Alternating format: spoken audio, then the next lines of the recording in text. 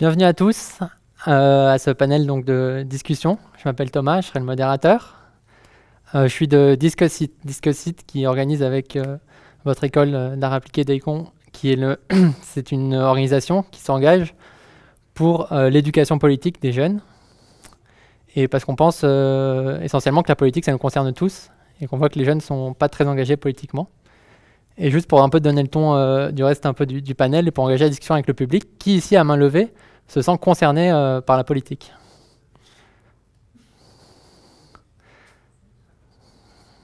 Question, on ne sait pas...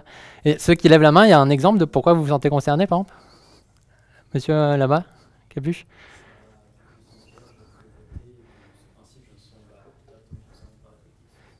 Directement concerné parce que tu es majeur et que tu peux voter, quoi. Et dans l'impact sur vos vies, il y en a d'autres qui ont envie d'exprimer une idée sur pourquoi ça les affecte? Ouais. La politique, c'est tout ce qui régit le fonctionnement d'une société. Et comme on vit dedans, c'est important de s'en renseigner et d'y participer. Ouais, bah... Ouais, exact, super. Et donc, nous, on a mis plein d'exemples ici, d'exemples un peu concrets qui découlent des lois et des votations politiques sur le service militaire, le prix des transports, et plein d'autres sujets qui peuvent bien sûr tous nous concerner. Donc, à la fin, je vous le dis dès tout de suite, ça sera rappelé à la fin. Nous, je Discussit, on aimerait bien un retour sur ce que vous avez pensé de l'événement, comment faire pour s'améliorer, ce qui vous a plu et qu'on doit garder. Donc, on vous remettra ces slides à la fin. Il n'y a rien à faire pour le moment. Donc, pour commencer à introduire les choses, on a à peu près un mois des élections fédérales. Donc, il y a 246 sièges qui vont devoir être redistribués selon les votes de chacun. Là, affiché, vous pouvez voir la distribution actuelle du Parlement. Donc là, il faut bien penser que ça disparaît et c'est vraiment... Tout peut changer techniquement. C'est vraiment que les voix qui vont redistribuer les places. Et on a avec nous pour discuter aujourd'hui nos invités, avec qui je vais laisser deux, trois phrases pour se présenter. Je commence avec Gerhard. André, est-ce que vous voulez me présenter? Alors, je m'appelle Gerhard André. Je suis... Parlez dans le micro. Aïe, pardon, ouais, évidemment. Alors, on m'a dit de parler fort. Alors, je m'appelle Gerhard André, je suis né du côté alémanique du canton, mais j'habite depuis plus que 20 ans du côté roman du canton. De formation, j'ai fait un apprentissage comme menuisier. Après, j'ai fait l'école d'ingénieur en tant qu'ingénieur de bois. Après, j'ai encore fait un petit post-grad en informatique. Et puis, ces 20 dernières années, j'ai monté une entreprise. Vous l'avez déjà peut-être entendu ou découvert. C'est l'entreprise LIP qui est basée ici à Fribourg, qui est aussi un peu dans un domaine qui vous touche dans le numérique, qui emploie aujourd'hui plus de 200 personnes dans toute la Suisse. Depuis 2010, je suis élu, le premier élu vert de Fribourg à Berne. Ça me fait un énorme plaisir, c'est un énorme privilège et j'aime beaucoup faire ce travail-là. J'aimerais même continuer à aller plus loin et je me présente aussi aux ETA. On va en parler probablement plus tard. Je suis un fier papa de 2 enfants ados. Aïe, ça c'est encore important. Et puis marié depuis très longtemps. Et puis voilà, ça y est à peu près pour le moment. Je passe le micro. Alors, bonjour à toutes et tous. Je m'appelle Pauline Rebatel, j'ai 28 ans, je suis avocate à Fribourg. Je me suis lancée dans la politique il y a 2 ans en me présentant pour le conseil communal de ma commune, donc j'habite Torgny-le-Grand. J'ai été élue et puis ensuite, comme j'ai été élue la plus jeune femme conseillère communale d'Ususserie, certains partis se sont intéressés à ma candidature pour le Grand Conseil. J'ai accepté de rejoindre le PLR et puis la même année, j'ai été élue au Grand Conseil fribourgeois. Merci beaucoup, Pauline. Maxime Weisbaum. Maxime Weisbaum. Alors moi, je suis engagé en politique depuis à peu près 3 ans à la Jeunesse socialiste. J'ai été notamment coprésident de la section fribourgeoise et sinon, je suis étudiant. J'ai fait un bachelor en sciences politiques à Lausanne et maintenant, je suis en master en socio-économie à l'Université de Genève. Merci, bonjour tout le monde. Moi, j'aime les gens. C'est pour cela que je fais de la politique depuis 30 ans. Donc, depuis très, très longtemps. Je viens de la Saint-Gine d'Ubersdorf, une commune entre Fribourg et Berne. On parle l'allemand. Je suis en politique, je l'ai dit, depuis 30 ans. J'étais 20 ans conseillère communale dans mon village, 10 ans syndic, responsable de la commune, après 10 ans députée au Grand Conseil et maintenant, depuis 12 ans, élue au Parlement national. Je suis mariée, j'ai 3 enfants et depuis 3 mois, un petit-fils, un petit Louis. Et je suis malgré tout, malgré il me manque un peu le temps pour m'en occuper, je suis très heureuse d'être toujours en politique et de continuer de travailler à Berne si le citoyen va en décider ainsi. Et je me réjouis beaucoup pour parler avec vous aujourd'hui. On peut le poser. Merci beaucoup. Juste, il a été mentionné la jeunesse socialiste. Tout le monde sait ici ce que c'est les jeunesses dans les partis politiques? Oui? Tu veux expliquer?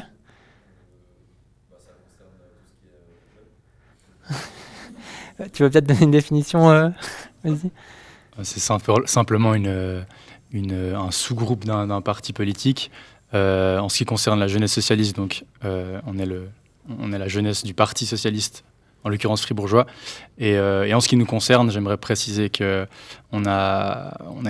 et c'est le cas sûrement d'autres partis de jeunes, on a une certaine indépendance par rapport au Parti socialiste, ce qui nous permet notamment de peser aussi d'ailleurs dans les décisions, dans les congrès nationaux du Parti socialiste. Mais là, je ne vais pas trop rentrer dans les détails. Le fait que ce soit distinct aussi, parfois les idées sont un peu distinctes, c'est intéressant. Dernière slide, un peu avant d'introduire le sujet, c'est respect. C'est assez évident, mais on a tous des opinions différentes ici. C'est ça qui fait un débat. Donc respecter à la fois les opinions, le temps de parole et ainsi de suite, c'est super important. Et donc voilà, je le rappelle quand même si ça peut paraître évident pour certains. Alors le sujet du jour, c'est l'environnement et le climat. Non, vous avez un peu préparé. Et je ne sais pas si vous savez, mais les scientifiques disent qu'il y a 9 limites planétaires, type de pollution ou de choses qu'il ne faudrait pas dépasser. Déjà, est-ce qu'à main levée, c'est des choses que vous avez déjà entendues, ces 9 limites planétaires? Ok. Personne? Ouais? Vas-y. Hein. Oui?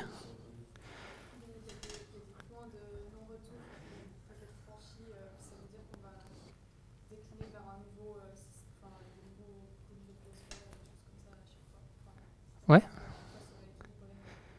Donc des points de non-retour, des points de non-retour qui pourraient être franchis, c'est exactement ça. Il y en a, c'est quoi par exemple, vous pouvez nommer des choses, des types de... normalement que tout le monde connaît ici, dont on va beaucoup parler aujourd'hui. C'est le réchauffement climatique. Donc je vous le mets rapidement, le but c'est pas trop de regarder, il y a 9 limites planétaires, pour le contexte, il y en a 6 qu'on les scientifiques disent qui sont dépassés, donc ces points de non-retour sont un peu dépassés sur les 9. Et aujourd'hui, c'est pour donner le cadre global. Aujourd'hui, forcément, dans le cadre d'un débat, on n'a pas trop de temps. On va juste parler, ou quasiment juste parler du changement climatique qui est le plus médiatisé, le plus, avec le plus de textes de loi dessus. Donc, quand je disais le plus médiatisé, on peut voir en Suisse, là, vous avez plusieurs gros titres sur la mortalité catastrophique des poussins manchots en Antarctique. Jamais il n'a fait aussi chaud aussi longtemps en Suisse, et ainsi de suite. Ça, c'est des effets du réchauffement climatique qu'on voit déjà maintenant et qui devraient s'accentuer dans le futur. Et donc, on peut voir que, bien sûr, le réchauffement climatique impacte après les écosystèmes, tout est assez lié. Donc ça, c'est pour le cadre. Pour ce qui est des initiatives déjà prises en Suisse et du contexte suisse spécifiquement, les accords de Paris, que la Suisse, donc c'est international, la Suisse s'est engagée en 2017 avec énormément d'autres pays à réduire bien en dessous de 2 degrés le réchauffement climatique. Et ensuite, il y a eu l'initiative Glacier en 2019, donc qui visait la neutralité carbone en 2050, quitte à prendre des mesures contraignantes, qui a été avec une contre-proposition indirecte, donc la loi climat un peu plus tôt cette année-là, donc en 2023, qui donne des budgets, on va dire, pour atteindre toujours la neutralité carbone. Et c'est souvent exprimé 2050, donc... C'est quoi tout ça? En gros, grosso modo, toutes ces lois, elles visent un objectif qui est en dessous de 2 degrés et la neutralité carbone en 2050. La neutralité carbone, qui peut expliquer? Vous savez ce que c'est ici? Qui peut expliquer la neutralité carbone ici? Je pense que beaucoup sont au courant. Tu veux retourner? Tu sais ce que c'est? Tu veux parler dans le micro? En gros, c'est éviter avoir une certaine limite au niveau des émissions de CO2 et des choses comme ça, quoi. Oui, c'est exactement ça.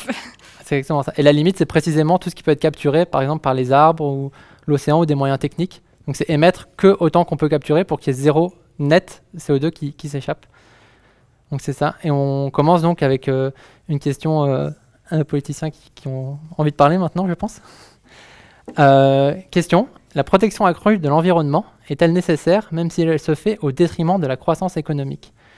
Et juste pour le défi, on refera un deuxième passage, j'aimerais que vous répondiez en un mot. Est-ce qu'il faut que la croissance se fasse au détriment, que l'environnement soit protégé au détriment de la croissance économique? En un mot. Un mot, c'est pas possible. Je suis désolé, c'est pas possible parce que le modèle économique actuel, il n'est pas compatible avec cette transition écologique. Il faut changer le modèle économique. Quand on y arrive, il n'y a aucun souci. C'est possible d'avoir une économie prospère, mais circulaire, locale, mais c'est pas celle qu'on a aujourd'hui. Okay. Donc oui, mais avec une économie différente de celle qu'on connaît aujourd'hui. Vas-y. Tu peux aussi faire une phrase du coup maintenant que... La croissance économique, oui. Si vous... Plutôt non. Enfin, que ce soit pas enfin, okay. De toute façon, oui, enfin, non, pour rejoindre, enfin, effectivement, enfin, on devra de toute façon prendre des mesures qui auront peut-être un impact sur l'économie, mais après, de manière générale, je pense qu'on peut qu'on peut avoir les deux. On peut avoir les deux. On va tourner pour le moment. Vas-y. Ça m'étonne de la formulation de la question. Souvent, on pose plutôt la question dans le sens inverse, c'est-à-dire est-ce que la croissance peut se faire au détriment de l'environnement? Donc ça m'étonne un peu la formulation. Donc moi, je répondrais très, très simplement, non, la croissance économique est en totale opposition avec la protection de l'environnement. Et donc, il faut absolument démonter ce mythe de la croissance verte. On parle de croissance verte pour dire qu'on va simplement pouvoir continuer à augmenter la valeur créée tout en, on parle de découplage, c'est-à-dire tout en baissant nos émissions de gaz à effet de serre. Mais la réalité, elle montre exactement l'inverse. Et donc, je pense qu'il faut absolument stopper ça. Alors, je pense qu'on pourrait répondre par oui et non, parce que c'est très complexe, comme M. André l'a dit, parce qu'à quelque part, les énergies renouvelables desquelles nous allons parler, eh ben, ça peut aussi être une chance pour l'économie, parce que nous savons que nous avons beaucoup de chance en Suisse. Nous avons des hautes écoles qui font des progrès dans la recherche, mais je ne veux pas donner une réponse plus longue, parce que vous allez certainement venir sur le sujet. D'ailleurs, j'ai oublié de dire que je fais partie du Parti du Centre et je suis membre de la commission respective qui parle de l'environnement et de l'énergie. Okay, super. Ouais, effectivement, donc c'était beaucoup sur le fait de pouvoir allier croissance. Donc on a plutôt pas avec cette économie, plutôt oui, on peut allier les deux, plutôt on peut pas allier les deux. Et plutôt on peut allier les deux aussi, j'imagine. Oui. Et donc, par rapport, pour vous, finalement, comment, si je veux dire, par rapport au changement climatique, est-ce que la priorité, c'est de mettre l'accent sur éviter le réchauffement climatique avec des actions pour prévenir ou pour atténuer les conséquences qu'on voit déjà? Par exemple, la fonte des glaces, vous pouvez recommencer comme ça, on repart dans l'autre sens. Écoutez, je pense que si on veut éviter ou si on veut stopper un tout petit peu cette évolution qui va à toute vitesse, nous le savons. Aujourd'hui, nous sommes le 2 octobre, nous sommes avec des t-shirts et puis des robes d'été. Nous savons qu'à quelque part, il y a un souci. Cette évolution, il faut la stopper. Et pour la stopper, bien sûr, on ne peut jamais faire une chose qui est un tout petit peu au détriment d'une autre chose. Il est clair, si on veut accélérer justement l'accord de Paris où on dit 2050, nous devons clairement sortir des énergies fossiles, nous devons justement opter pour ces énergies renouvelables, ça vous le savez, il y a le solaire, il y a l'éolien, il y a l'hydroélectrique, etc. Et pour cela, c'est sûr, il faut donner un tout petit peu quelque chose. Là, M. André va certainement parler aussi, disons, de l'environnement, c'est-à-dire du paysage. Et je peux vous assurer, moi aussi, j'aime protéger le paysage, mais je sais qu'aujourd'hui, il y a une urgence où il faut maintenant avancer avec ces énergies renouvelables. Vas-y, ouais. Donc sur la question de est-ce qu'il faut prévenir ou... c'était quoi guérir. Non, mais compenser. Oui, se protéger des effets déjà perçus. Quoi. Je pense que déjà, la réponse, elle doit être sur les deux plans. Donc, il faut absolument à la fois prévenir et limiter les conséquences. Par rapport aux conséquences, j'aimerais juste évoquer le fait que les pays comme la Suisse croient en premier lieu au détriment des pays du Sud global. C'est-à-dire que pour que les pays dits du Nord global puissent prospérer tels qu'ils le font, ils doivent absolument exploiter au maximum les pays du Sud global. Et par ailleurs, ces pays du Sud global sont les pays qui sont et qui seront les plus touchés par le changement climatique. Et donc, je voulais simplement dire que on a une responsabilité par rapport à ces pays-là, et voilà, ça c'est hyper important. Et par rapport à prévenir ces enjeux-là, je pourrais évoquer que la jeunesse socialiste défend notamment une semaine de travail de 25 heures. Donc ce serait une révolution totale par rapport au système actuel. On travaille trop. Je pense pouvoir dire que la promesse technologique depuis des années, c'est un échec. On nous dit oui, avec le développement technologique, on vivra mieux, on travaillera moins. C'est pas le cas. Et nous, on aimerait absolument diminuer les heures de travail par rapport aux enjeux dont on discute aujourd'hui. Et je vais m'arrêter là. Ouais, ça de là pour résumer, parce que sur les conséquences, en gros, nous on en voit certains pays en voient beaucoup plus aussi. Donc ça, c'était un des points, je pense, si je résume. Et sur l'autre, c'était le rêve technologique. Donc on ne croit pas à la croissance verte jeunesse socialiste et réduire le temps de travail.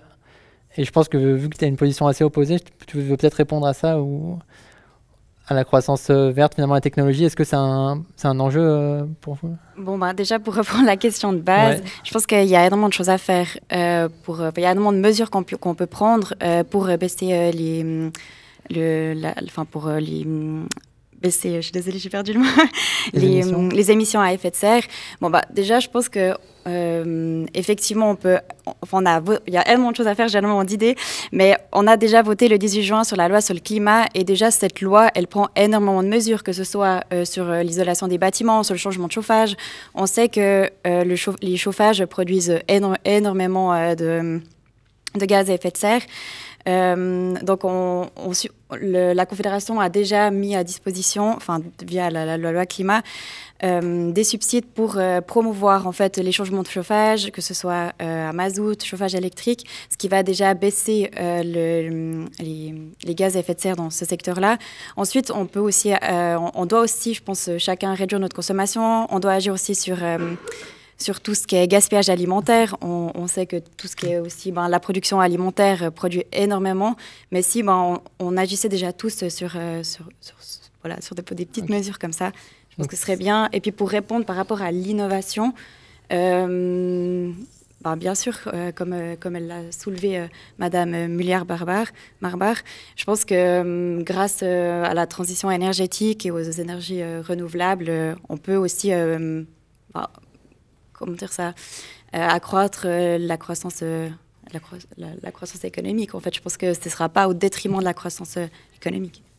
Okay. Donc un gros accent sur les actions personnelles et les progrès technologiques, quoi, si je résume. Ouais, peut-être pour compléter un peu. Alors, il y a la question de la transition. De toute façon, on doit le faire. On doit remplacer le pétrole, on doit remplacer l'essence pour les véhicules, le mazout pour les chaudières à mazout. Cette transition-là, on l'a démarrée. Ça ne va pas suffisamment vite, mais ça ne va pas suffisamment vite parce qu'on a tardé. Depuis un moment, on sait qu'on devrait faire ce travail, mais on ne l'a pas fait, on l'a négligé. Dans les années 60, 70, c'était les derniers moments où on a investi dans la production d'électricité en Suisse. Donc, on a vraiment une énorme lacune. Là, on rattrape ce qui aurait dû être fait depuis un moment, et le moment qu'on choisit où tout le monde veut faire la même chose, donc ça devient très très compliqué, très cher. On l'a su, mais on n'a pas eu les majorités politiques malheureusement. Puis on est maintenant dans une situation plutôt peu confortable. Après, pour ce qui concerne la consommation, il faut quand même toujours se poser la question, est-ce qu'on veut juste refaire notre économie, notre vie du passé en électrique, ou bien ça devrait aller plus loin? Et puis moi, je pars du principe qu'on doit aller plus loin. Je vous donne un petit exemple. De se rendre en ville de Fribourg, au centre d'une ville, avec un véhicule de 2 tonnes qui consomme aujourd'hui de l'essence, mais demain de l'électricité, c'est un moyen très inefficace pour se rendre au travail ou bien pour aller à l'école au centre-ville.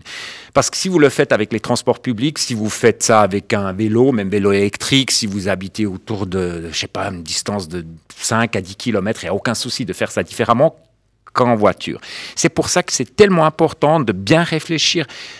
Mais pourquoi on a besoin de l'énergie? Et puis c'est là où il faut vraiment changer notre manière aussi de se rendre de A à B, de bien réfléchir comment voulons-nous produire utiliser cette énergie, parce que toute l'énergie qu'on consomme pas, c'est la moins coûteuse. Elle nous pose aucun problème, parce que si on n'a pas besoin, c'est le plus facile. Donc à partir du moment où l'énergie est assez limitée, bien repenser à comment on l'utilise et peut-être rechanger les sociétés pour être plus économes en énergie globalement, si je résume. Ça évoque beaucoup de questions qui peuvent suivre, mais je sais que vous aviez tous préparé des questions qui vous intéressaient. Il y en avait peut-être une sur le transport, il me semble, ou pas du tout? Vas-y, tu t'appelles? Pardon? Alia, vas-y. Alors. Du coup, moi, ma question, c'était plutôt pour Monsieur Weisbaum. Donc, d'après vous, quelle est la meilleure approche pour développer les infrastructures de transport aussi dans les campagnes, tout en préservant l'environnement? Déjà, je pense le premier aspect, quand on parle de mobilité, c'est son coût. Pour beaucoup de gens, ça coûte trop cher de se déplacer. Je sais pas, aller à Zurich en train, c'est un énorme luxe aujourd'hui. Je crois que ça coûte 120 francs le billet ou quelque chose comme ça. La jeunesse socialiste, avec les autres partis de jeunes de gauche, on a lancé je crois en 2019, une initiative pour des transports publics gratuits. Je ne sais pas si vous avez entendu parler dans la salle. Et cette initiative, elle a été invalidée par le tribunal fédéral selon une interprétation particulière de la loi. On aurait pu interpréter la loi de façon différente. Et nous, on trouve vraiment, on trouve en fait scandaleux qu'une mesure aussi simple à appliquer en fait et qui fonctionne. Il y a des exemples dans d'autres pays. Elle passe pas au niveau de la loi. Et donc pour le développement un peu plus concret, donc maintenant sur la mobilité, je pense simplement qu'il faut mettre plus d'argent. C'est une question de volonté politique. De développer les transports publics gratuits, des transports publics et gratuits le plus possible et partout. Merci beaucoup. Merci à toi. Ok. Réponse, je pense, assez complète. Est-ce qu'il y a un commentaire? Est-ce que vous êtes assez d'accord, si je résume, c'est mettre de l'argent pour que les transports soient gratuits pour tous et mettre l'accent, j'imagine, sur des décarbonés? Ce transport en commun, j'imagine. Non, mais ça semble assez évident, je suis d'accord. Alors, peut-être... Pas très long, s'il vous plaît. Je suis toujours trop longtemps. La gratuité pour un trajet Fribourg-Zurich, là, franchement, je suis sceptique. Parce que c'est une distance très lointaine, puis à mon avis, il ne faut pas mettre ça à disposition de manière gratuite. Par contre, dans les régions, puis c'est peut-être là aussi où a démarré la question, parce que c'est les régions rurales où c'est problématique. Et là, c'est clair, il faut développer le transport public. Quand moi, j'avais votre âge, il n'y avait quasiment pas de bus depuis Heitenried où je suis né. On n'a fait que du autostop pour sortir. Donc, c'était assez pénible. Aujourd'hui, ça a tellement évolué et on pourrait encore aller plus loin. Parce que c'est là où est la mobilité efficace. C'est la plus propre d'un point de vue efficacité aussi au niveau environnemental. Et puis après, ce qui est aussi très important, c'est vraiment les routes cyclables. Parce qu'aujourd'hui, avec les vélos électriques, vous faites des distances, mais facilement, de 5, 10, 15 km, c'est super facile. Et ça aussi, si on met à disposition une bonne infrastructure, normalement, ça marche et j'y crois. Mais c'est vrai, ça demande un changement de comportement. Ça veut plus dire qu'on se met dans ce chauffage sur 4 roues pour se rendre en ville avec 2 tonnes. Ouais, alors juste quand même, vous avez dit plutôt vélo pour les distances courtes. Distance longue, Fribourg-Zurich, c'est trop long pour que ce soit gratuit. Il y a une distance où c'est gratuit? Ça marche comment? Ouais, il y a quand même mettre à disposition de manière gratuite Quelque chose comme un trajet de Fribourg à Zurich. Alors on parle de quoi? Pour aller travailler? Alors ça, j'aimerais pas subventionner. Oui. Ça fait aucun sens d'aller travailler à Zurich. Donc le travail devrait être ici. Donc transport Et gratuit là- au sein de la ville. Comment? Au sein de la ville. Ouais, ou dans notre région, le travail devrait être là où on travaille, où on vit aussi. Et ça fait aucun sens de rendre ça gratuitement. Par contre, Ouais, le c'était- transport local, ça c'est différent. Et puis là, il y a des bons exemples, surtout dans les villes ou bien dans l'agglomération.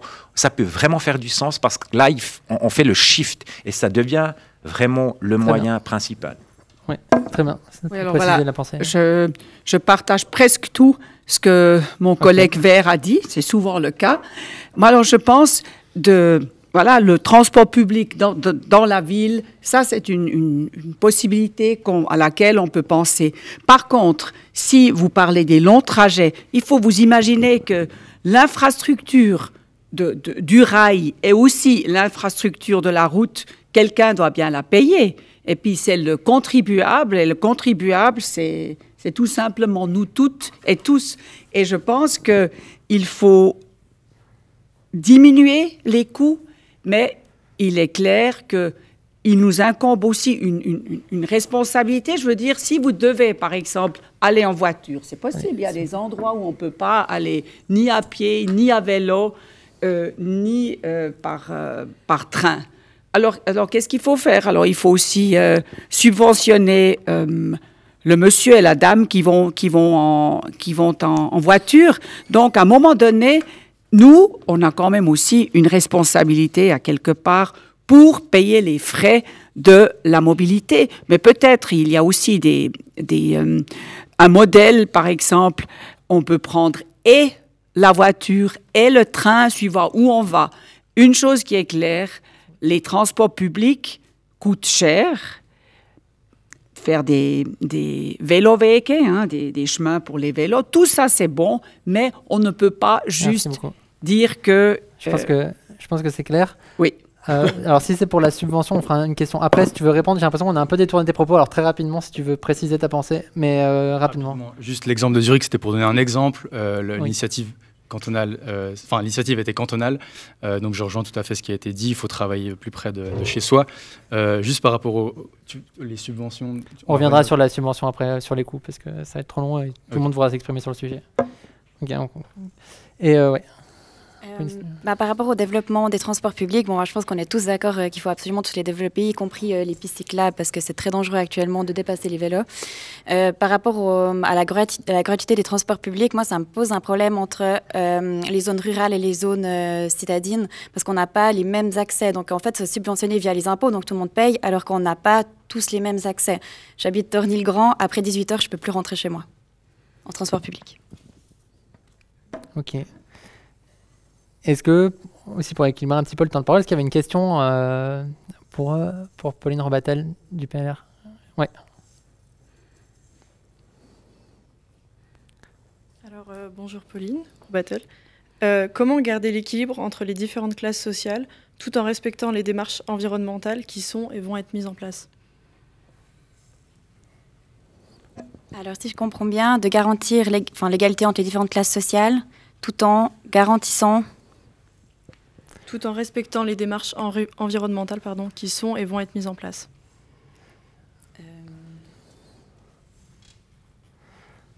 Donc, par exemple, de faire la transition énergétique, mais en garantissant l'égalité de traitement. C'est ça, comment est-ce que vous allez faire pour rendre ça accessible à tout le monde?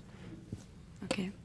J'imagine que par exemple, un pilotage par le prix, si on augmente les prix pour diminuer la consommation, les gens qui ont déjà du mal à se payer les services pourraient être défavorisés, c'est typiquement ça. Bon, pour la transition énergétique, déjà, typiquement, comme j'ai parlé avant de la loi sur le climat, on offre des subsides si on change de chauffage. On offre des subsides à un propriétaire pour changer de chauffage. Donc ça, en fait, je pense qu'il y a déjà une sorte d'incitation et une aide, en fait, aux personnes, même qui ont moins de moyens, pour par exemple, changer de chauffage, pour tout ce qui est, par exemple...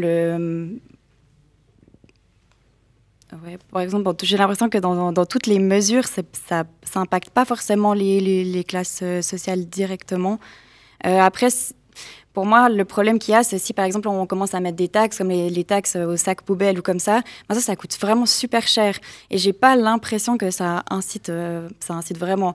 C'est pour ça que moi j'inciterais plutôt via en fait des subsides pour faire la transition énergétique ou d'investir en fait dans l'innovation ou la technologie pour faire cette transition plutôt que d'augmenter admettons les impôts ou de mettre des taxes qui on va dire qu'il y aura un impact sur les ménages. D'accord, merci beaucoup. Donc subvention essentiellement pour les besoins de se conformer à des règlements ou des objectifs climatiques. Et pour orienter les choses, des subsides, quoi. Ok. Alors, on peut revenir peut-être à la question un peu du financement, vu qu'on est revenu. Si toi, tu voulais reparler, mais... Oui, c'est le point qui a été relevé, il est très important. Il faut pas rêver. Ça va coûter quelque chose. Mais il faut pas mélanger les coûts et les investissements. Un investissement bien fait, on gagne de l'argent à long terme. Donc, si on investit de manière conséquente, avec la main publique, comme on l'avait fait avec les barrages dans les années 60, on profite pendant des décennies. Et maintenant, il faut absolument faire ces investissements, raison de laquelle pour les socialistes et les Verts, on a lancé une initiative populaire pour un fonds climat, justement pour être capable de faire cette transition, parce que si on attend trop à monsieur, madame, tout le monde qui fasse ce changement, ça peut être très, très difficile et trop souvent, trop difficile et on n'y arrive pas. Moi, je pense que c'est vraiment quelque chose, c'est tellement majeur, il faut se mettre ensemble. On a déjà pu faire ça, on était déjà capable au passé. Ça, il nous le faut maintenant parce que sinon, ça va être très, très difficile pour les gens, pour les ménages qui sont déjà précaires en ce moment. Des investissements qui seront rentables pour la transition à long terme, si je résume. Je voulais revenir sur les subventions qui pèseraient sur le contribuable. Moi, ça me fait toujours sourire, c'est ça, parce que en fait, les finances publiques, elles touchent différents secteurs. Tout récemment, le Parlement, il a voté pour mettre 5 milliards dans les autoroutes. Donc après, on nous dit oui, mais il n'y a plus d'argent après pour autre chose. Et il me semble d'ailleurs que le PLR et le Centre ont soutenu ces 5 milliards pour les autoroutes. Et donc on voit bien où est l'irresponsabilité par rapport à la crise. Et par rapport à mettre en place des mesures sociales pour le climat, je pense que la jeunesse socialiste, on a des propositions qui sont fortes par rapport à ça. On a par exemple lancé, il y a un peu plus d'une année, l'initiative pour l'avenir. Nous, on estime que la responsabilité, elle n'est pas individuelle, elle est systémique. Elle est systémique pourquoi ? Parce que, à titre d'exemple, en Suisse, les 10 familles les plus riches polluent autant que 50% de la population. Et donc on voit bien que la responsabilité, elle n'est pas égale entre les gens. Et donc il faut avant tout viser les personnes les plus riches parce que c'est elles qui polluent le plus, notamment par leurs investissements absolument irresponsables dans la finance. Et donc avec l'initiative pour l'avenir, on aimerait taxer l'héritage qui n'est absolument pas taxé aujourd'hui en Suisse, pour financer une transition socialement juste, dans les domaines notamment du logement, des transports publics. Donc l'argent, l'argent, il est là, chez les ultra-riches, qui n'arrêtent pas de devenir plus riches, notamment pendant la pandémie, alors que tout le monde tirait la langue. Et également dans la formation professionnelle pour pouvoir faire les transitions de secteurs qui sont actuellement polluants et qui vont disparaître vers des secteurs plus durables. Merci. Alors c'est vrai qu'il y a des discours à plan, il y a plusieurs points. Premier, il y a quels investissements, puisqu'on continue encore d'investir dans des moyens de transport. Je résume juste sa position avant de passer la parole. Dans des moyens de transport, donc la voiture, qui sont plutôt liés aux fossiles. Et il y a la subvention qui se fait à travers plutôt de taxer les très grosses fortunes, si je résume très grossièrement. Allez-y.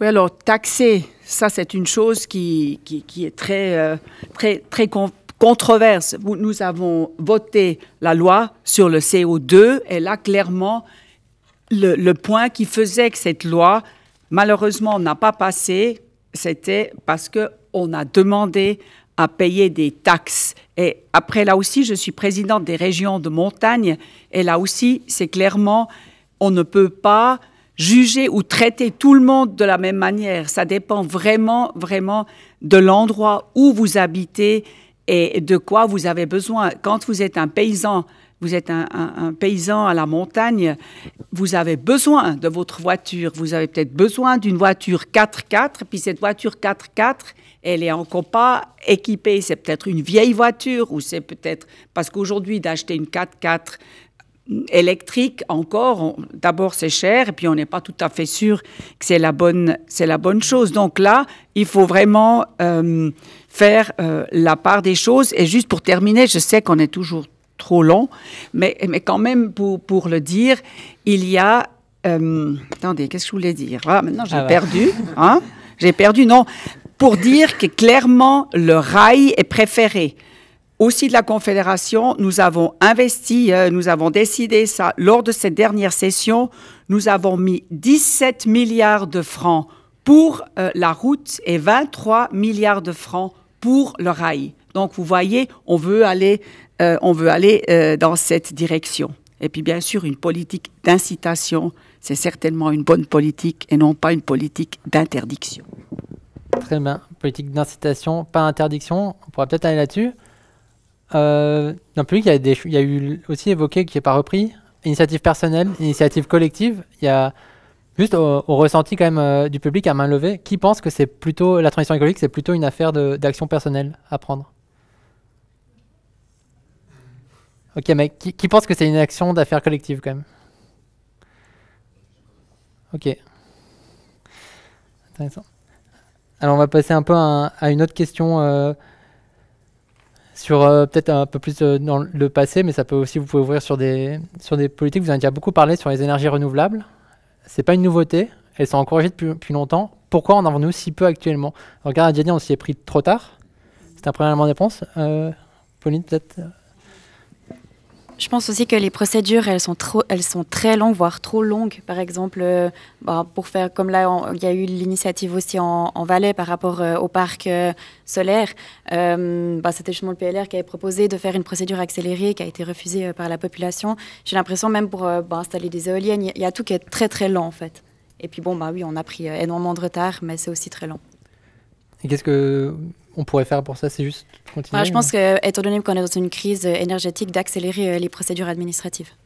Ok. Ça, c'est une proposition que vous faites, du coup? D'autres... ouais. Donc, il me semble que le parc solaire en Valais était combattu par la gauche. Et après, on dit oui, mais la gauche... Du coup, quand on propose des choses pour le climat, la gauche, vous êtes contre. Non, mais ce parc solaire, il me semble que c'était une catastrophe pour tout plein d'aspects écologiques.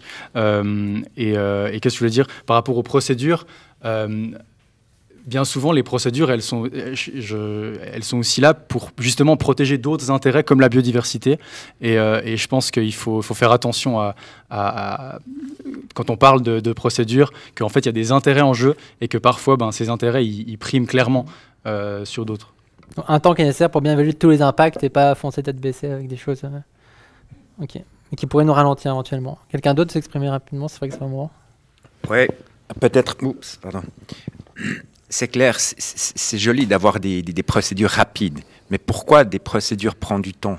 On est une démocratie, en plus directe, donc ça prend du temps. Et je le déplore aussi, qu'on est maintenant dans cette situation où c'est très très difficile, mais on ne peut pas tout simplement dire maintenant on arrête la démocratie, quoi qu'il en soit, on va maintenant tout installer comme on veut, on ne va plus avoir un accord avec la population, ça ne marche tout simplement pas en Suisse. Par contre, ce qu'on a quand même pu voir dans ce vote au Valais, c'était le message d'une majorité de la population qui dit « faites gaffe, des surfaces vierges, on n'en a plus éternellement, il faut les garder, il faut les soigner. On n'en parle pas aujourd'hui de la perte de biodiversité, mais c'est le deuxième gros chantier, c'est gigantesque, on a une perte énorme d'espèces. On a perdu en Suisse ces 30 dernières années entre 60 et 70% des insectes. C'est gigantesque. Et cette partie-là, on ne peut pas tout simplement la négliger. Et maintenant, on est forcé. Je ne vous ai pas la formule magique non plus, mais on doit trouver des solutions qui sont compatibles avec l'environnement parce qu'on ne peut pas résoudre une problématique environnementale en détruisant cette nature, ça sert à absolument rien. C'est challenging, mais après, il y a aussi des bonnes réflexions, c'est aussi des opportunités, il y a aussi de l'innovation derrière. ce qu'il ne faut pas du tout oublier, on a déjà beaucoup de surfaces qui sont déjà bâties. Il y a les routes, il y a les places de parc. Il y a tellement de surfaces aussi dans les régions alpines où on peut installer des panneaux photovoltaïques, mais faisons gaffe avec ce qui est toujours à disposition, ce qui est vierge, parce qu'on en a besoin pour garder une biodiversité intacte, parce que c'est la base de notre vie. Ok. Ouais. Alors peut-être qu'on dit qu'on doit quitter le fossile, on est tous d'accord, mais on avait des initiatives, par exemple, comme le CO2, et par exemple les Verts. Vous n'étiez pas vraiment d'accord. Ordre public. Non, alors, excusez-moi, les Verts étaient contre au Valais, c'était les Verts qui étaient d'accord d'être contre justement l'accélération. Qui était pour ou contre, vous êtes pourquoi, vous? Pardon? Vous êtes pourquoi, du coup? Le centre? Alors, nous, on est bien sûr pour accélérer, on était même à la base de ça. Vous pouvez me dire en public. Ah oui, pardon, oui, voilà. Bien sûr, il faut accélérer ces processus, parce que si on ne les accélère pas, donc nous restons toujours avec notre peur d'être à court d'énergie, à court le jour où il fera froid, on aura vraiment la difficulté. L'année passée, il a fait chaud, donc on n'a pas eu besoin de cette électricité. Aujourd'hui, nous dépendons clairement de l'étranger. Nous l'avons vu avec la guerre en Ukraine. Nous avons vu qu'on dépendait. Et aujourd'hui, donc, nous devons vraiment nous sortir de cette dépendance. Et cette dépendance, bien sûr, il faut aussi payer un prix. Si on veut quitter les fossiles, on doit promouvoir les énergies renouvelables. Et ça, mais j'ai une question importante à te poser. On se tutoie au Palais fédéral, donc j'espère que ça ne vous dérange pas. Mais alors, tu es prête à réduire la consommation d'énergie? Parce que j'entends jamais quelque chose de on va faire la question ça. Plus généralement, chacun son tour. Vous êtes prêt à réduire la consommation d'énergie? Oui, mais parce qu'il faut utiliser l'énergie de manière différente. Parce que ce que j'entends de l'autre côté, c'est de dire il faut tout simplement refaire ce qu'on consomme aujourd'hui. Mais on consomme trop, on gaspille trop, on l'investit de manière fausse. Et là, j'ai toujours pas de réponse. Il faut réduire la consommation d'énergie. Et j'ai jamais eu de réponse par rapport à ça. Eh bien, on va avoir la réponse. Pour vous, c'est oui? Pour le PLR? Bien sûr. On est obligé d'abord, je pense que c'est la mesure 1, c'est réduire l'énergie. Comme je parlais avant du gaspillage alimentaire, en 1, on doit baisser notre consommation. Très bien. Oui, tout le monde est d'accord. Alors, tout le monde veut réduire la consommation d'énergie. Alors, comment? J'aimerais juste savoir comment. Alors, ça viendra après. Moi, je vais prendre les questions du public surtout, mais vas-y, en 2 phrases alors. Ouais. Pardon. Donc pour la consommation d'énergie, c'est important de dire quelle consommation d'énergie par rapport auxquels besoins. Il y a des gens, je reviens sur les ultra-riches, qui peuvent se permettre simplement d'aller en jet privé au milieu de la Suisse, alors que d'autres, on nous dit oui, il faut faire pipi sous la douche, je ne sais quoi. Je pense que c'est vraiment important de distinguer, encore une fois, la responsabilité par rapport à ça. J'aimerais juste revenir sur la taxe CO2 rapidement. Vous m'avez répondu que la population était contre les taxes. La population n'est pas contre les taxes, elle est contre les taxes qui la touchent dans sa majorité. La taxe CO2 était une taxe antisociale parce qu'elle touchait tout le monde et proportionnellement davantage les personnes les plus modestes. Et c'est pour ça que nous, on aimerait taxer avant tout les ultra-riches. Oui, on a compris. Une taxe target à ceux qui ont déjà le plus. Question. Margot a une question pour le centre, je crois, de préparer. Vas-y. Alors, bonjour. Madame Biard-Malbar, vous citez dans vos objectifs que vous souhaitez garantir l'approvisionnement énergétique.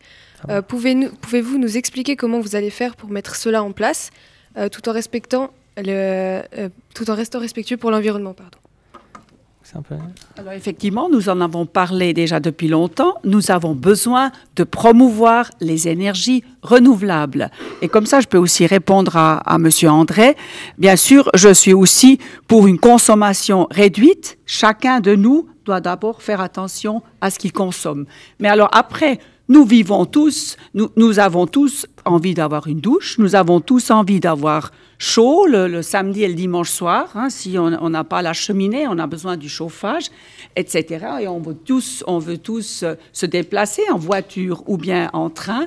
Mais tout cela, nous voulons maintenir. Alors, si on veut maintenir, alors il faut tout simplement favoriser ces énergies renouvelables.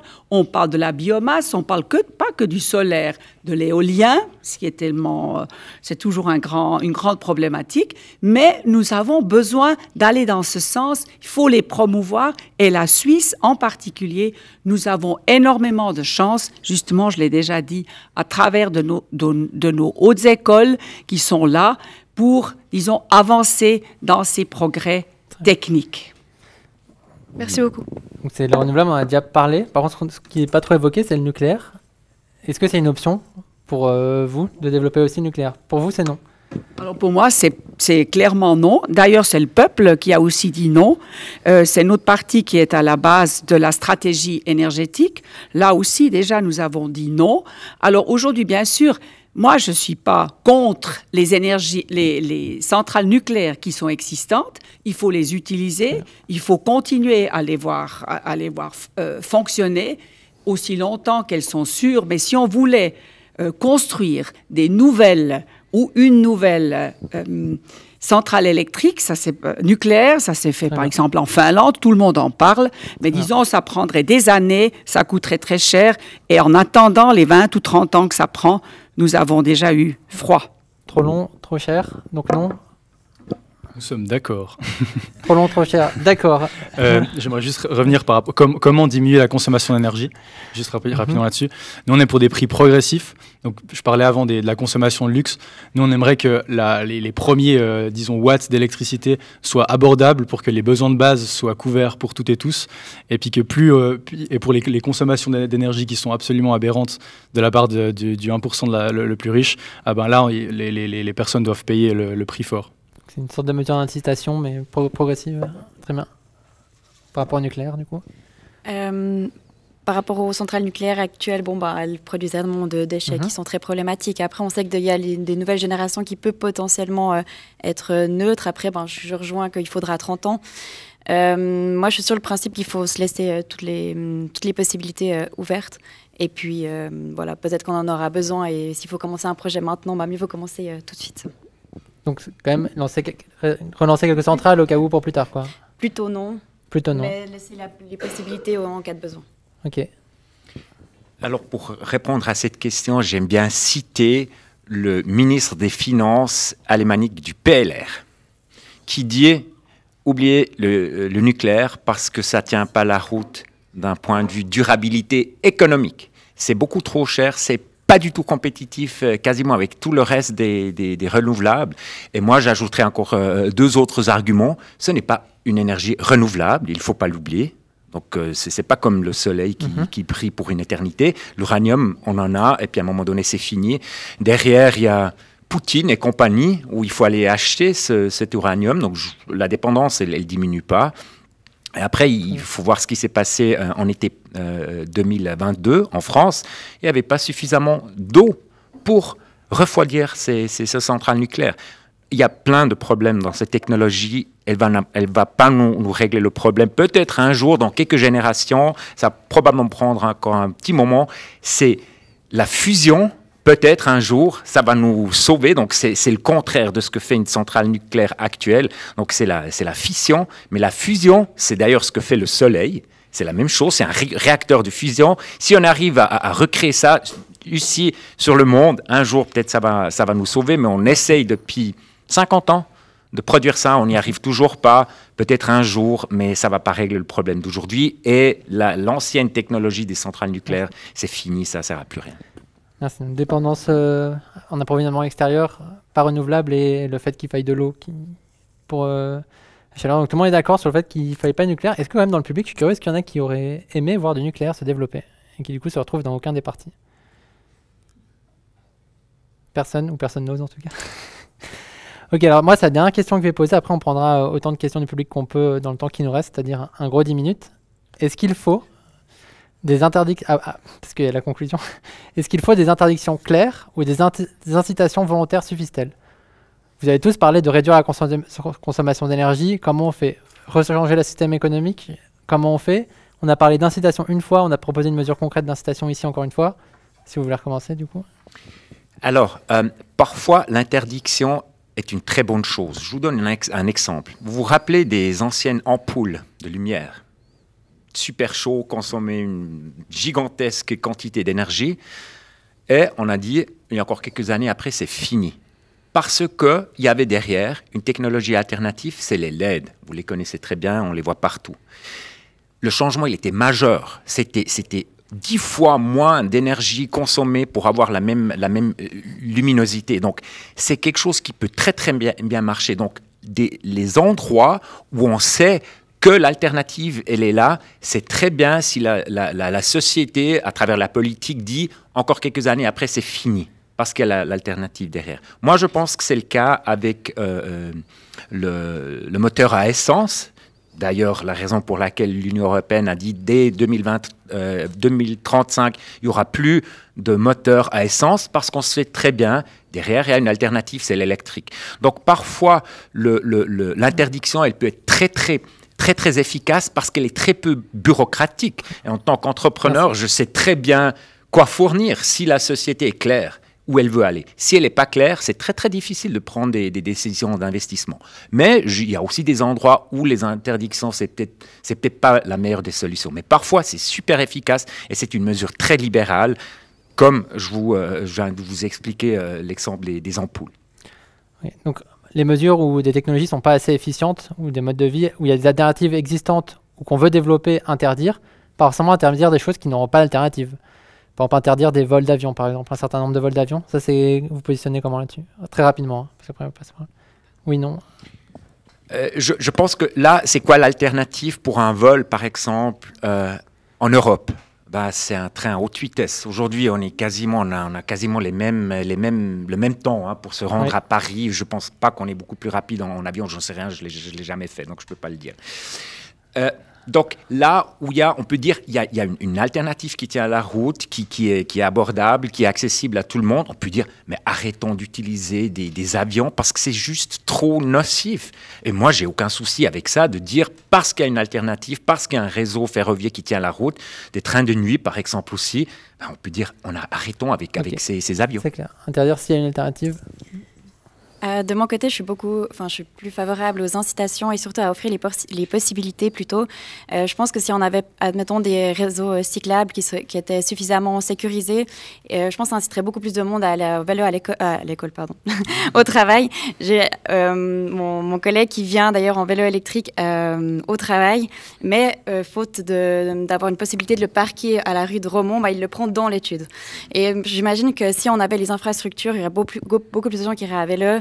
Et puis, il y aurait peut-être aussi moins de gens sur les routes. La même chose avec les transports publics, si on en avait plus, et puis qu'on mettrait moins de temps en transport public qu'en voiture, je pense que la majorité des gens prendraient les transports publics. Même pas juste des taxes, genre développer de vous-même le transport, comme ça les gens aiment plus, c'est plus agréable, c'est plus efficient. D'offrir les possibilités, je pense que ça incite les gens à prendre le vélo ou les transports publics. Oui, ça me paraît... Bon, je commencerai par dire que le PLR n'est pas le premier parti à proposer ce genre de choses par rapport au développement de pistes cyclables ou je ne sais quoi. Moi, je suis d'accord avec ce qu'a dit Monsieur André par rapport à interdire certains vols. C'est assez clair. Il y a des choses qui sont clairement à proscrire, en fait. Il n'y a pas de débat là-dessus. Les spécialistes sont absolument clairs là-dessus. Moi, j'aimerais apporter peut-être une troisième voie que la jeunesse socialiste porte, c'est d'essayer de démocratiser au maximum l'économie. Ce que j'entends par là, par exemple, donc je parlais des investissements, par exemple, qui étaient très nocifs dans tout ce qui est le monde de la finance. Nous, on aimerait, par exemple, démocratiser les banques. Par exemple, avec un conseil démocratique des banques qui serait élu par la population.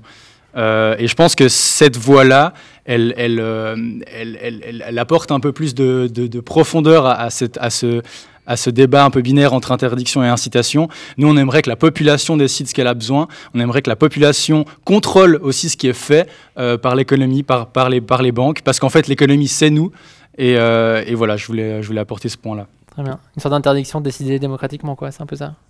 Alors pour moi, c'est clair, je suis pour une politique, voilà, il faut que je vous regarde vous, pour une politique d'incitation et puis pour des processus rapides. Je continue à dire, nous avons besoin d'accélérer les processus des énergies renouvelables. Et puis j'aimerais juste dire qu'en acceptant la loi sur le climat, nous avons trouvé une bonne solution, une bonne alternative. Et si on veut arriver aux avions, je l'ai lu je sais pas, il y a très peu de temps, je pense que c'est peut-être personne ou pas beaucoup de monde le savent encore. En 2035, Airbus va sortir, non? Vas-y, finis. Oui, alors je finis. Oui, un avion hydrogène. Je peux répondre là-dessus. Bien sûr. 2 phrases, ça va pas être... vas-y. 2 phrases. 2035, c'est trop tard. Une phrase. Ok, ça a un effet. Et avant d'avoir les autres questions du public, il faudra avoir l'avis du public. Est-ce que, donc vous avez plutôt en majorité dit que vous pensiez que les efforts à faire pour l'écologie, ils étaient sociaux, c'était pas forcément individuel. Est-ce que vous seriez pour qu'on vous interdise des choses pour que ce soit un effort social, sachant qu'on l'interdit à tout le monde évidemment, pas juste vous. À main levée.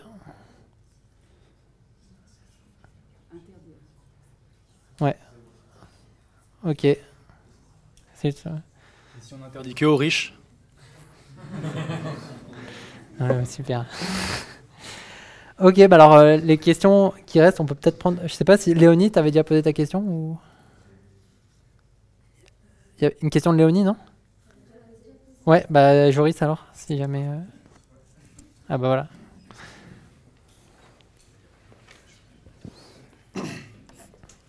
Bon, elle a déjà été un peu répondue avec ce qu'il y avait avant, mais Madame Robatel, selon vous, est-ce suffisant d'apporter une aide financière pour atteindre les objectifs de la loi sur le CO2 ou faudrait-il en faire davantage? Interdire serait une option. Et ça, on en a déjà parlé avant. Du coup, plutôt, on va se concentrer sur est-ce que l'aide financière va suffire pour atteindre les objectifs de la loi CO2? Donc, les aides qui ont été attribuées par la loi sur le climat, qui a été votée récemment, non, j'imagine que ce sera... Alors, je ne suis pas scientifique, mais j'imagine que ce ne sera peut-être pas encore suffisant. Bah, c'est sûr qu'on va agir sur l'isolation des bâtiments, etc., sur les changements de chauffage. Je pense que c'est aussi la responsabilité individuelle et puis qu'on devra aussi réduire notre consommation, réduire le gaspillage alimentaire, comme j'ai déjà dit. Donc, je pense qu'il y a aussi une responsabilité individuelle. Donc, ça répond à ta question? Donc, les initiatives pas assez en proposition, il y avait déjà les subventions qui étaient mentionnées avant, d'investissement d'infrastructures, et l'initiative personnelle, donc j'imagine beaucoup promulguer le... On a déjà traité le sujet, donc je pense que c'est bon. Est-ce qu'il y a une autre question d'Isis, par exemple?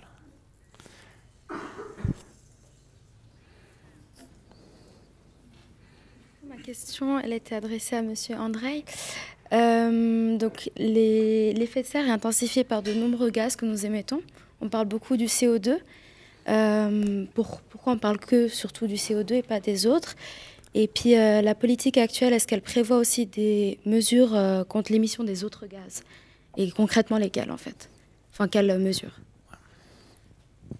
J'espère que j'ai bien compris la question. Donc, c'était pourquoi il y a ce focus sur le CO2, oui, peut-être pas forcément le méthane ou bien les autres. En fait, il y a d'autres gaz qui ont aussi un impact sur l'effet de serre, et puis on se concentre uniquement quasiment que sur le CO2.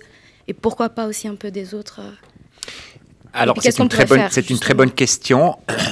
Le CO2, il est devenu l'unité standardisée. Donc, même le méthane, on le traduit en CO2 parce que c'est devenu un peu l'unité d'échange pour comprendre l'effet, etc. Mais c'est clair que le méthane, il n'a pas le même effet, il est plus fort, mais moins long. Donc là, mais il ne provient pas des mêmes endroits non plus. Comment? Il ne provient pas des mêmes sources. En plus, il ne provient pas des mêmes endroits. Puis là, j'aimerais bien aussi parler d'une politique agricole du futur, parce que d'où ça vient, c'est la production animale qui émet énormément de ces gaz-là. Là, j'ai une position un peu différenciée, parce qu'il y a toujours cette question pour ou contre la viande. Moi, je suis grandi dans une ferme, donc je connais très bien ce domaine, parce que quand j'avais votre âge, j'ai dû beaucoup aider à la maison, donc je connais très bien cette agriculture ici, d'ici. Et il y a deux choses. Donc, si on prend le porc, la volaille. Comment produisons ça? C'est avec de l'importation, du soja, du blé. Donc, ce n'est pas une production alimentaire souveraine, locale, vraiment, parce qu'on a besoin de ces fourrages qui sont importés. Et cette manière de produire des denrées alimentaires est problématique d'un point de vue efficacité. Parce que si vous produisez de la viande de porc, vous perdez à peu près facteur 10 de ce que vous pourriez manger directement avec le blé. Vous voyez ce que je veux dire? Et en Suisse, la moitié des surfaces agricoles cultivées sont là pour nourrir les cochons et la volaille. Et ça, c'est problématique. Donc, c'est à 2 points problématiques. C'est les effets de réchauffement climatique parce qu'il y a beaucoup de méthane qui sort et parce qu'on utilise beaucoup trop de surfaces agricoles qu'on pourrait utiliser différemment. Par contre, ce n'est pas le cas avec les vaches, les chèvres, les moutons. Ils font quoi? Dans les Alpes, dans les régions alpines, dans les régions alpines, vous avez de l'herbe. Moi, je ne peux rien faire avec cette herbe-là. Il y a encore un autre herbe et on ne parle pas de ça. Donc, l'herbe qui pousse est transformée en lait et en viande. Et dans notre région, surtout dans notre canton, ça fait partie de notre topologie. On ne peut pas tout simplement produire du blé ou bien du soja si vous êtes à 800, 900 mètres d'altitude et puis quand c'est comme ça. Vous ne pouvez rien faire, mais on a besoin de ces surfaces pour produire des aliments, des denrées alimentaires. Et là, la vache, la chèvre et le mouton, il est très important. Donc, vous voyez, là, j'ai une perspective un peu différenciée. Et ce qu'il faut aussi dire, si c'est une production animale, locale, basée sur l'herbe, c'est un cycle. C'est comme un arbre qui pousse, donc il sort du CO2 de l'atmosphère et quand on le brûle, il l'émet à nouveau. La vache, elle ne fait pas autre chose, on est d'accord. Mais je ne sais pas si j'ai vraiment répondu à la question. Alors, je vais reformuler. Mais juste la question, c'était on peut faire quoi en fait, du coup, contre toutes ces autres choses? Comment? La question, c'était surtout contre ces autres gaz, alors, on peut faire quoi? Produire moins de viande de porc et de volaille. Ça, c'est conséquent. Mais par interdiction ou par comment alors? Alors, aujourd'hui, ça ne va pas marcher avec l'interdiction, mais en étant cohérent avec les coûts. Parce que les coûts ne sont pas dans les produits. La destruction environnementale n'est pas dans le prix.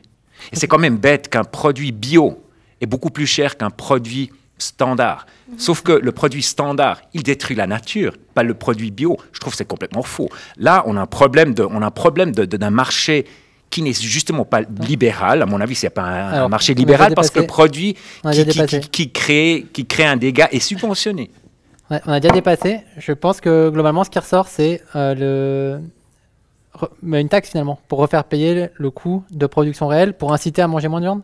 Mais alors ça, je trouve intéressant. Pourquoi appeler quelque chose une taxe qui fait partie d'une activité économique nécessaire? Donc, je produis quelque chose et je dois utiliser de l'air.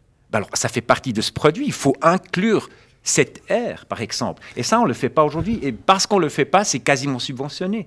En conséquence, le produit bio, il coûte cher et pas l'autre. Et ça, c'est pas un marché libre, c'est quelque chose d'autre, c'est un marché de subventionnement. Introduire un coût environnemental dans les activités agricoles et peut-être ailleurs. Depuis des décennies, on nous dit, les économistes nous disent, introduisez les coûts externes de ces productions. Et puis ça, on ne l'a toujours pas fait.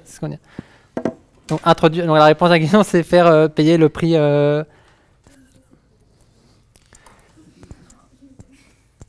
Non, c'est pas très clair. Alors, il n'aime pas qu'on appelle ça une taxe. Mais par exemple, une taxe CO2, c'est un prix auquel on se met d'accord. On est peut-être déjà au courant. Alors, on prendra plus de questions parce qu'on a déjà dépassé. Par contre, vu le temps et vu le sujet qui est totalement différent de ce qu'on a évoqué, donc le CO2 équivalent, on oublie souvent le équivalent, c'est pour prendre en compte tous les gaz à effet de serre en unités équivalentes qu'on puisse comparer. Il y a notamment le méthane et le protoxyde d'azote qui sont deux autres gaz non négligeables avec le CO2. Le méthane, c'est essentiellement les vaches qui en éjettent dans l'élevage. Et le protoxyde d'azote, c'est le rejet des engrais liés à la culture. Et on a dit l'immensité la grande majorité des cultures sont dédiées aux animaux. C'est pour le contexte. Et sur qu'est-ce qu'on en pense, qu'est-ce qu'on fait, très rapidement, s'il vous plaît. On peut refaire un tour si vous avez quelque chose à dire. Dans l'autre sens. Vas-y. Lui est prêt sur ça. Donc sur le méthane. Sur l'agriculture en général. Sur l'agriculture, si vous alors moi je vais volontiers réagir sur l'agriculture. Sur les émissions de CO2 de l'agriculture. Sur l'agriculture, rapidement, il me semble que les 3 autres personnes ici misent plutôt sur le marché, sur les comportements individuels. Nous, on pense que la responsabilité, elle est du côté des producteurs, elle est du côté des distributeurs, notamment Microcoop, qui nous offre absolument tout ce qui est possible et imaginable de produire. Et encore une fois, nous, on aimerait démocratiser la production. On aimerait que les gens puissent décider qu'est-ce qu'ils ont envie dans leur magasin, plutôt que simplement subir une production qui est complètement démesurée et qui produit énormément de surproduction. Et la responsabilité, elle n'est pas du côté de l'individu. On démocratise, c'est encore ce projet d'interdiction commune où les gens décident ensemble de ce qui va être produit, ou c'est quoi? Très bien. Ouais, c'est bon. Non, je pense qu'il est important justement de parler des producteurs et des productrices qui ont à cœur, disons, de produire d'abord. D'abord, il y a une agriculture productrice. Monsieur André, il parlait du fourrage et ce qui est utilisé pour les bêtes. Moi, j'aimerais quand même parler, disons, de l'agriculture productrice, justement, qui devrait produire à peu près 60% de notre approvisionnement. Ça, c'est important. Et puis, je préside la Fédération pour les produits régionaux, et vous pouvez être sûr que là, à travers des labels, il y a effectivement de l'assurance que finalement, ce qu'on achète à travers des labels, vous parliez de bio, moi je parle, il y a beaucoup de labels, mais qui nous disent clairement que finalement, ce que vous achetez, finalement, que ça soit à la Migros, à la Coop, ou bien sûr chez le producteur lui-même, on a des bons produits. Ça, je crois qu'il faut quand même le dire. Il ne faut pas seulement parler de ce qui vient de l'extérieur. On tend à avoir, disons, nos produits de chez nous. Donc c'est favoriser un marché interne. Alors, je prends ta question juste après. Favoriser un marché interne, la transparence sur comment ça a été élevé, inciter des modes d'élevage un peu différents qu'on retrouve ici. Mais l'accent pour la jeunesse socialiste, c'était beaucoup sur les distributeurs et choisir ensemble. Ouais, question après. Qui est ?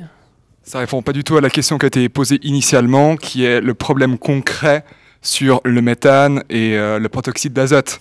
C'est bien sympa de mettre des labels, mais ça répond pas à cette problématique. Donc si j'extrapole, après, on prend un micro pour me corriger, mais si j'extrapole, c'est que donc par rapport à la culture intensive, le fait des pâturages, c'est pas tout à fait la même problématique que le fourrage en termes d'impact carbone. Ça, c'est le premier point. Donc c'est choisir des modes plus réguliers, ce qui inciterait à faire baisser la consommation et que les gens choisissent uniquement ce mode d'élevage.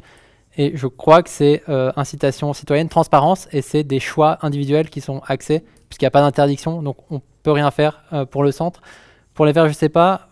Pour ici, c'était la distribution, donc c'est décider ensemble qui serait interdit. Donc pour le coup, je pense que la réponse est claire. Après, sinon, je vais conclure, on pourra en discuter, discuter après. Et puisque tu n'as pas eu le temps de t'exprimer, si tu veux dire un mot, et puis on va s'arrêter malgré que... Pour moi, le plus important, c'est vraiment de manger local et surtout de saison. Je trouve que quand je vois des fraises, ça me fait toujours mal au ventre. Enfin, des fraises produites à l'autre bout du monde et qui sont vendues par les distributeurs en plein hiver. Ou de manger de l'avocat qui vient de l'autre bout du monde au lieu de manger de la viande rouge qu'on a en Suisse. Je pense que c'est juste des choix déjà qu'on doit faire comme ça. Très bien. Local de saison, c'était un truc qu'on a retrouvé. On n'a pas bien, je suis désolé, on a obligé de t'arrêter. Ok, une conclusion, mais très très court. Alors chacun peut faire une conclusion très très courte. Qui veut commencer ? Court. Hein. Alors, ça va vite maintenant. Alors déjà, merci beaucoup d'avoir été là, d'avoir posé des questions. C'est important ce qu'on a devant nous. On a des énormes crises, ça ne va pas être facile. On sort là d'une phase un peu, je dirais, tranquille, ces dernières décennies, je dois te dire, j'en ai profité. Et malheureusement, ça va être difficile, mais il y a aussi du potentiel. Si on est optimiste, si on s'engage, et puis si on est prêt à vraiment poser les bonnes questions. Essayer de juste refaire ce qu'on a fait au passé en version électrique, ça ne va pas marcher, ça va plus loin, mais c'est aussi intéressant. C'est construire notre futur, c'est construire votre futur. Impliquez-vous. Merci d'avoir suivi ce débat.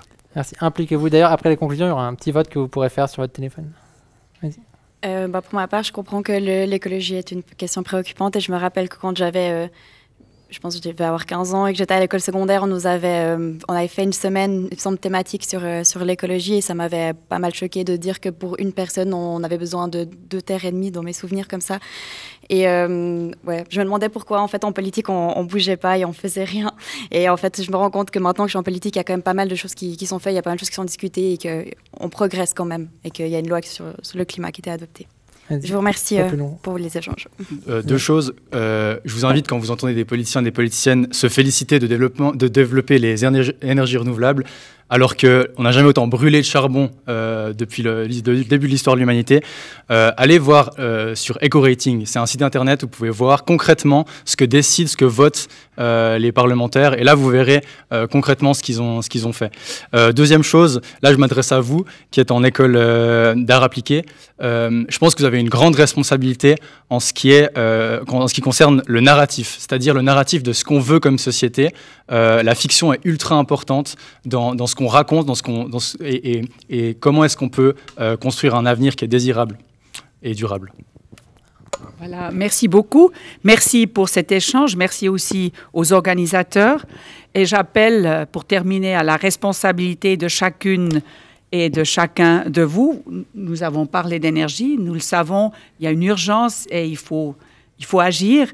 Et puis, je vous demanderai de continuer à vous intéresser justement à la politique et peut-être, qui sait, devenir un jour, maintenant ou plus tard, un acteur dans ce domaine. Je vous remercie. Merci. Bonne conclusion. Impliquez-vous, informez-vous et l'importance des récits. Je pense que c'était des bons messages. Et on a un petit exercice pour conclure. Si vous regardez sur l'écran, vous pouvez soit scanner le QR code, soit entrer le code sur menti.com. Si vous avez tous sur votre téléphone. Et on va faire ça va durer 3 minutes, je pense, un petit jeu où vous pourrez, je dirais à haute voix pour que vous puissiez suivre les questions et vous pouvez voter simplement sur les questions. Donc dites-moi quand vous êtes connecté. Ouais, sortez votre téléphone. Connectez-vous. C'est quoi en temps de parole? C'est quoi en temps de parole total, non?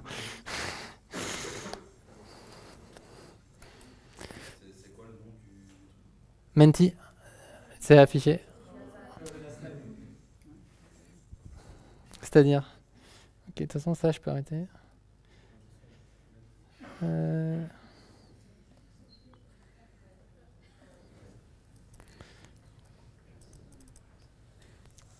C'est bon, désolé.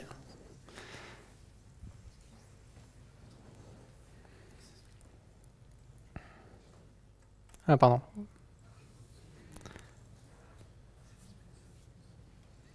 Vous l'avez tous? Ok, alors la première question, c'est qu'est-ce qui est le plus important pour toi? La protection du climat ou la croissance économique? Avec comme option protection du climat, je m'en fiche, croissance économique.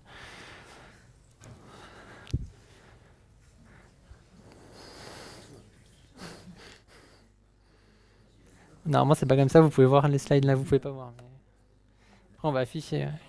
Vous arrivez à voir si je le mets là? On va le mettre comme ça. Vous avez à peu près tous répondu? Ok, on va afficher. Ok. Donc il y a eu, bravo, 25 participations. Je pense que quasiment tout le monde a répondu. Donc beaucoup sur la protection du climat. Bon, après, il faut reformuler comme ça. Ah, il y avait encore une réponse. 24. Ok. Deuxième question. L'objectif de zéro net est-il atteignable d'ici 2050? Oui ou non? D'ailleurs, si vous voulez, vous pouvez voter aussi. Hein. Non.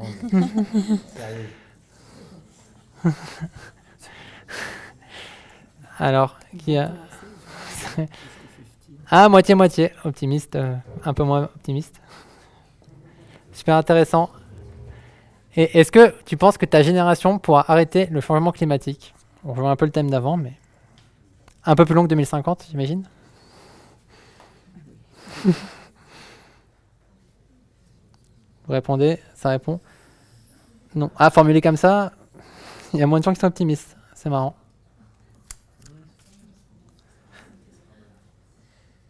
Ok. Et dernière question, parce que c'était fait dans le cadre des élections fédérales. Vous avez le droit de mettre pour qui vous auriez voté ou pour qui vous allez voter, si vous le voulez. Terme pour une question. Tous les partis n'étaient pas représentés aujourd'hui, évidemment.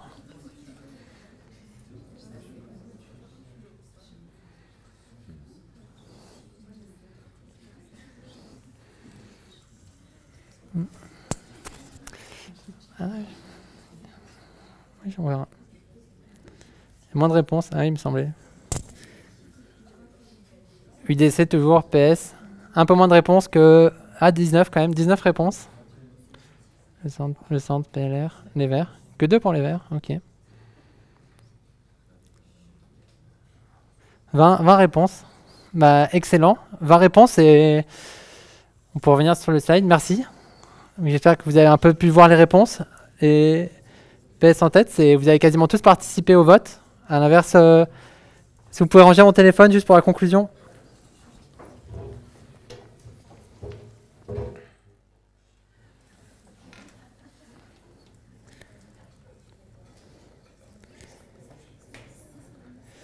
Donc là, vous avez quasiment tous voté, à savoir qu'en 2019, lors des élections, il y avait eu, chez les 18-24 ans, qui a priori est votre tranche d'âge, il y avait eu qu'un tiers de participation.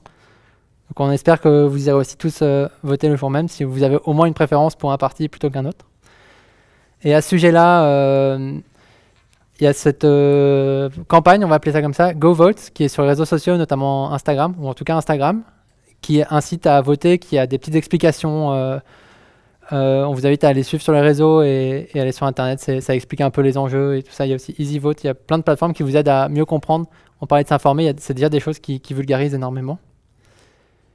Il y a d'autres manières de s'impliquer si tu n'as pas encore le droit à vote, si tu veux faire plus que juste, entre guillemets, voter, ce qui est déjà énormément. On parlait de jeunesse de parti, les parlements de jeunes, les associations, les clubs. Si vous avez aimé ce débat et que vous n'avez pas les réponses à toutes vos questions, que vous voulez discuter plus ensemble, rien ne vous empêche à l'école, avec vos amis, d'organiser des débats ou de discuter plus en détail, ou demander peut-être aux profs aussi de faire plus de choses à ce sujet. Et n'oublie pas, si vous pouvez faire maintenant, c'est super, ça vous évite d'oublier ou de prendre en main le QR code ou la slide, d'évaluer l'événement. Pour nous, ça nous aide à aller voir les autres écoles, dire que ça a plu, ou à s'améliorer surtout, dire c'était trop long, vous voulez plus. En fait, tous vos retours, quoi, ils sont les bienvenus. Et c'était chouette aussi, dites-le, quoi. Et voilà, c'est tout. Vraiment, s'il vous plaît, évaluez l'événement et donnez-nous vos retours. Merci beaucoup à tous et merci à l'école. Merci aux élèves de 4e qui ont filmé l'événement sur Twitch du Icon Lab. Et merci à tous les policiers et policiennes d'être venus et d'avoir pu répondre aux questions.